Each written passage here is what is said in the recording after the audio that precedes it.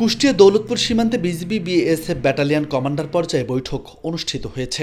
কুষ্টিয়া বিজিবির ৪৭ ব্যাটালিয়নের অধিনায়ক lieutenant colonel মাহবুব মোর্শেদ রহমানের পাঠানো এক প্রেস বিজ্ঞপ্তিতে এ তথ্য নিশ্চিত করা হয়েছে।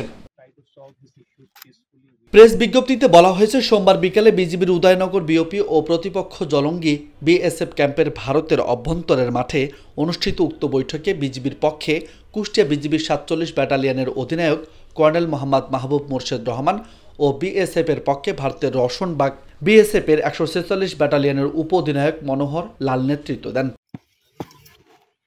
১ ঘন্টারও বেশি সময় ধরে চলা বৈঠকে সীমান্তে বাংলাদেশি জনসাধারণের উপর কোনো অবস্থাতেই প্রাণঘাতী অস্ত্রের ব্যবহার না করা, ভারত থেকে মাদকদ্রব্য সহ নিষিদ্ধ পণ্য এবং অবৈধ অস্ত্র যাতে বাংলাদেশের অভ্যন্তরে প্রবেশ না করে ও সীমান্ত রক্ষা জোরদার করার লক্ষ্যে চোরাকারবারি বা দুষ্কৃতিকারীদের অবৈধ কার্যক্রম প্রতিরোধের বিষয়ে আলোচনা করা হয়। এসব বিষয়ে সীমান্তে বিএসএফ এর পক্ষ থেকে কঠোর নজরদারি ও প্রতিরক্ষামূলক ব্যবস্থা গ্রহণ করার আশ্বাস দেওয়া হয়েছে বলেও ওই বিজ্ঞপ্তিতে জানানো হয়। এরপরে উভয় দেশের শান্তি ও সহযোগিতা কামনা করে অত্যন্ত সৌহার্দ্যপূর্ণ পরিবেশে সাক্ষাৎ শেষ হয়।